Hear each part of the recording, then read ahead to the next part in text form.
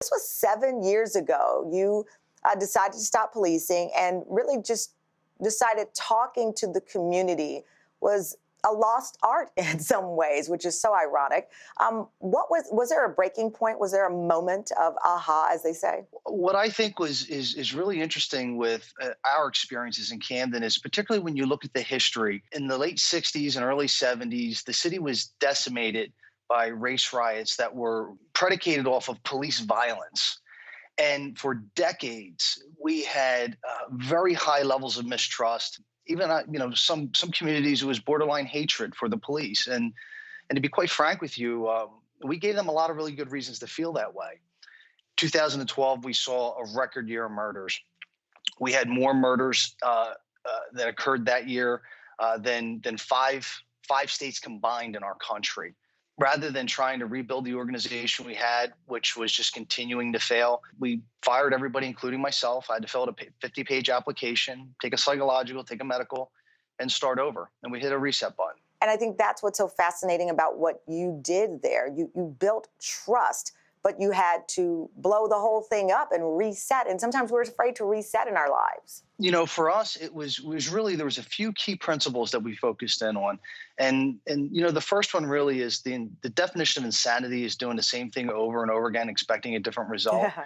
So we knew that we had to take a unique approach. If we continued to maintain that warrior mentality and thinking we could arrest our way into safer communities, I mean, we were experts in failed policing policies, and that to take a different approach so that we could coalesce, we could listen to the community, and we could make them be the authors of reclaiming neighborhoods. And that's really the most remarkable thing out of our entire journey. It was we stopped talking and we started listening. One of the things that the community told me was how damaging it was that my officers were handing out tickets at very high rates. Now, think about this for a second. When you hand a single mother that's working two jobs a $250 ticket, that can be life altering, and not in the good way. That can cause her to get a warrant for arrest, lose her car, lose her job. And how did that make our community any safer?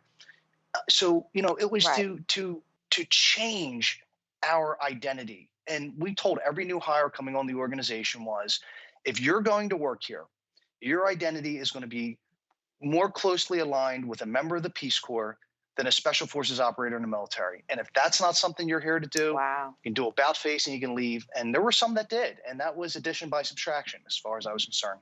One of the most unique things that you did was to fight the notion of meet force with force. With your police department, there was a situation where rather than pick up the riot gear, you said, okay, perhaps we can take a softer approach and serve up some ice cream. I've never heard it. What was the response from your officers? Yeah, I shared that story with President Obama when he visited Camden in 2015. He had the same exact question. And we were having spiking incidents of gun violence on one of our most challenged street corners. And rather than taking a traditional police approach of militarizing the neighborhood and doing heavy-handed enforcement, we knew what we needed to bring this to a halt was to get good people to occupy the streets that they were abandoning. Nothing captures the hearts and minds of people like ice cream, particularly free chocolate ice cream.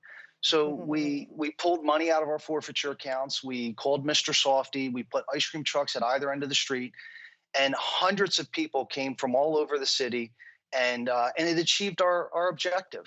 Well, a positive story in the midst of so much pain and so many difficult conversations. Chief Thomson, thank you so much. We appreciate you joining us. It was my honor to be with you today. Thank you.